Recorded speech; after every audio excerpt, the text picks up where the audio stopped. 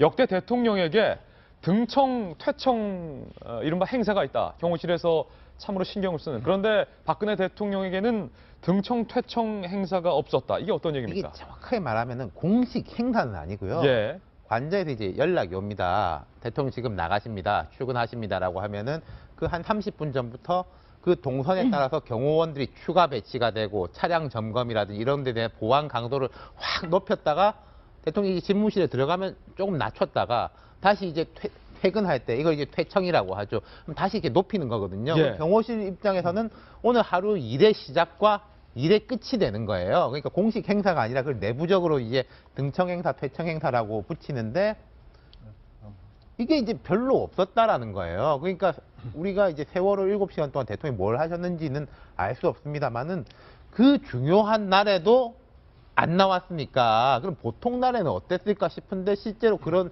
증언들이 이어지고 있는 건데 역대 대통령들은 거의 그런 사례가 없었고 그리고 이제 대통령 김광덕 선배 부장님도 잘 아시지만 예.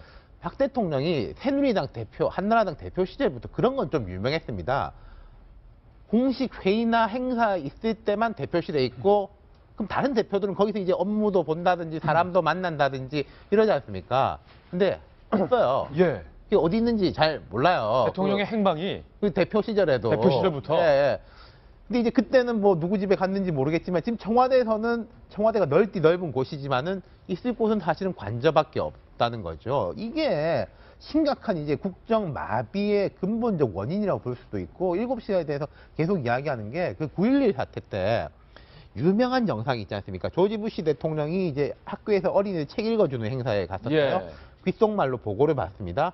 약간 7분 동안 멍하게 있는 장면이 있었는데 그 7분 동안 왜 멍하게 있었냐 가지고 온갖 다큐멘터리가 나오고 책이 나오고 무슨 사우디 왕가하고 뭐 결탁이 있었느니 저 의회에서 조사도 하고 그랬었어요. 고작 7분 가지고. 때문에. 그리고 어디 간 게 아니라 그 자리에 그냥 있었다는 이유로요. 예.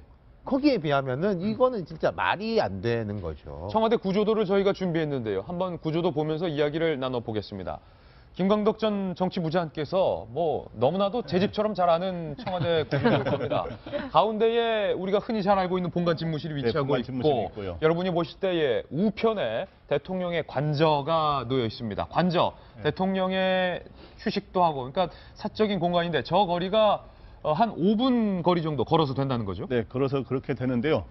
보통 역대 대통령들은 자기 관저는 자기 집이고 쉽게 말하면 거기에 이제 자기 이제 부인이 있잖아요. 부인이 있고 가족들이 있고 거기에서 반드시 아침에 양복 딱 입고 예. 그다음 넥타이 매고 그다음에 또 그날 뭐 의전 행사도 있고 어디 밖에 나가는 것도 있을 수 있고 외교 사절을 만날 수도 있고 그렇기 때문에 양복 딱 입고 우리 회사 출근하듯이 예. 딱 차를 타고 딱 출근해도 본관으로 쫙 와요. 아, 경호상의 문제 때문에 걸어가지는 않고 예, 차 타고 다닌다. 예, 보통 이제 출근할 때 예. 관저에서 딱 차 타고 와서 본관에 딱 내리면 이제 거기서 바로 경호원들이라든가 거기에 이제 딱 해서 인사 딱 하는 사람 있고 올라가 소위 말해서 본관에 가서 이제 집무실처럼 근무하는데 네. 이제 박근혜 대통령이 이제 취임 첫 해부터 박근혜 대통령은 본관에 출근하지 않는 날도 꽤 있다라는 얘기들이 나두기 시작했어요. 그래서 왜 그러냐? 그래서 좀 달라진 문화인데 보통 이제 과거의 대통령들은 집무실이 두 군데 있거든요. 본관 집무실이 있고 대부분 거기 있고 그 다음에 이제 비서동에 있는 비서실이 자기 이제 집무실 하나 있어요. 위민관이라고. 위민관이라고 예, 거기 관저 이제- 아래쪽에 있는 예, 지금 근데 빨간색으로 저희가 거기에는 표시해 놓은 1년에 한 번 내지 두 번밖에 안 와요, 사실은. 그래서 예. 대부분 본관에서 근무하는데 그리고 기자들은 저 구석 춘추관에 있죠. 추측하는 거. 그래서 이제 박 대통령이 와서는 이제 집무실이 세 군데가 됐다는 거예요. 관저 집무실이라고 관저에서 일을 하는 경우도 꽤 있다는 거예요. 이름을 붙인 거죠. 관저, 관저 집무실, 그다음에 위민관 집무실, 그다음에 본관 집무실. 그런데 이제 박 대통령이 바로 그런 거는 왜 박 대통령이 본관에 안 오는 날이 꽤 있느냐라고 하는데 뭐 이건 확인된 바는 아닙니다. 그때 이제 나왔던 이야기로는 이제 뭐 첫 여성 대통령이고 이제 배우자가 없는 대통령이잖아요. 그러니까 이제 보통 이제 이 부인이 있는 경우는 딱 출근하면서 내가 그 회사 근무 갔다 올게 이렇게 해서 가잖아요. 근데 이제 돈 많이 벌어올게. 뭐 네, 이런 식으로. 그런데 그렇지 않아도 되고 소위 화장이라든가 머리 손질하는데 남자보다 시간이 많이 걸리잖아요. 그럼 예. 아침에 이제 그런 거 딱 하고 한 번 나가면 머리 손질을 옛날 유경수 여사처럼 반듯하게 하고 가야 되니까. 예. 그래서 집무실에서 하는 게 오히려 일하는데 효율적이어서 이 관저 집무실을 이용하는 경우가 있다 이렇게 놔둬놨는데 그래서 그래도 본관으로 가야 되는 거 아니냐 하는 이야기가 나온 건 뭐냐면 본관에도 사실은 대부분 비서실장이나 수석들이 다 비서동에 있어요. 비서동에서도 본관에 갈 때 다시 검문 검색을 해서 들어가요. 예. 그런데 본관에도 자주 가기가 어려운데 관저에 있으면 비서실장이나 수석들이 가기가 어려워진다는 거죠. 심리적으로. 아무튼 만나죠. 그러면 이제 소위 말해서 문고리 3인방에 오케이 사인을 받아야 되는 거 아닙니까? 예. 그런데 바로 세월호의 7시간 동안의 의혹이 왜 나오느냐 하면 그때 이제 관저, 이번에 밝혀졌습니다. 관저 집무실에 있었다는 거 아닙니까? 관저에 있었기 때문에 아무도 지금 해명을 다 했습니다만 저도 유심히 봤어요.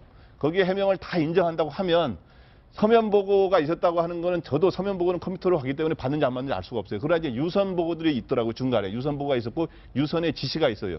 그러면 이제 한 10시 반부터 12시 전까지 한 2시간 몇 분이 이제 비어 있는 게 있어요. 유선 보고가 없던 게. 서면 보고는 있었지만. 그래서 그런데 분명한 거는 그날 대면 보고가 그러게 안 나오고 해명이 안 나오는 거예요. 예. 그러면은 저 같은 경우는 당시에 김기춘 비서실장 정도면 이 중대한 사건이 국가의 그냥 중대한 참사가 벌어진 거 아닙니까? 그러면은 굉장히 엄중하고 그런 거를 빨리 해결해야 되는 이런 상황이라면 뛰어들어가야죠. 대통령한테 가서 대면 보고를 하고 관저라도 관저에 있던 어디가 뛰어들어가야죠. 뛰어들어가고 바로 그런 게 예. 없었기 때문에 지금 각종 이런 사실 확인되지는 않았습니다만 각종 설들이 생기는 게 바로 거기에 있다. 안타까움이 거기에 있다는 거죠. 김기춘 전 대통령 실장 같은 경우는 대통령이 지금 어디에 있는지 알려하지 마라라는 지시까지 더 나아가서 했다고 하니까. 그래서 나중에 해명하기를 예. 그저께 인터뷰에서 해명하기를 여성 대통령이어서 제가 다 그날 7시간에서 다 물어보지 못했다 했는데 그것도 이제 말이 안 되는 해명인 게 아니 국가에 이 중대한 그 참사가 있던 그런 예. 엄중한 일은 있던 상황에서 여성이고 남성이고 국정 운영에 그게 있는 게 아니잖아요. 관저문 열고 들어갔어야죠. 대통령 비서실장이면. 지금 이러실 때가 아닙니다. 빨리 나와야 됩니다. 그래서 구중궁궐이라고 예. 청와대. 구중궁궐 이란 말이 딱 어울릴 것 같습니다. 여기까지 오늘의 특정 보도해드렸습니다. 즐거움은 여기서 하이파이브 채널 A